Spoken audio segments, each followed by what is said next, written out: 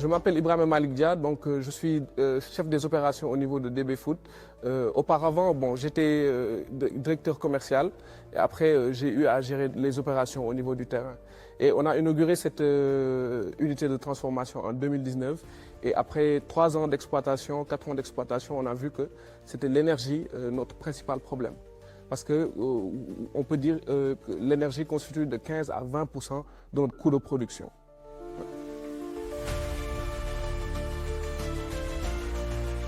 Donc, cette initiative a point nommé parce que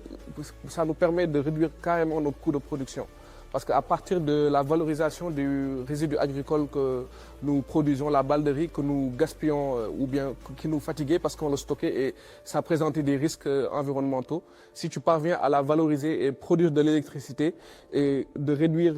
à 20% jusqu'à 30% ou bien les 2 tiers de ta facture, c'est tout bénéfice en fait pour notre PME.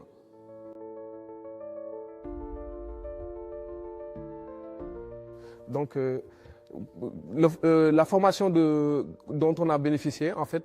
moi et les 3 autres opérateurs qui ont été au niveau de l'usine, nous a été très bénéfique parce que ça nous a permis de savoir que pour conduire ce genre de centrale, on n'a pas besoin de beaucoup de monde, on a juste besoin de 3 personnes. Donc on a pu conduire cette formation, on a pu conduire les tests avec juste 3 personnes et nous avons pu acquérir de nouvelles compétences qui nous ont été bénéfiques et qui nous ont permis de savoir que conduire ce genre d'unité, ce n'est pas quelque chose de compliqué.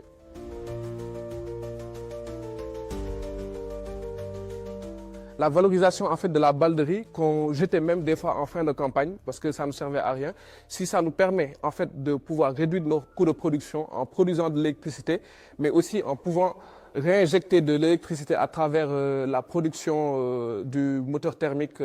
et en pouvant l'injecter dans le réseau, nous permet de non seulement réduire notre coût de production et de valoriser aussi le biochar qui est la balle de riz justement qui est brûlée par le gazogène, qui nous permet en fait d'explorer de nouvelles opportunités parce que c'est un amendement agricole que les producteurs avec lesquels nous travaillons peuvent réutiliser et c'est une économie circulaire qui permet vraiment en fait de bénéficier à toute la chaîne de valeur.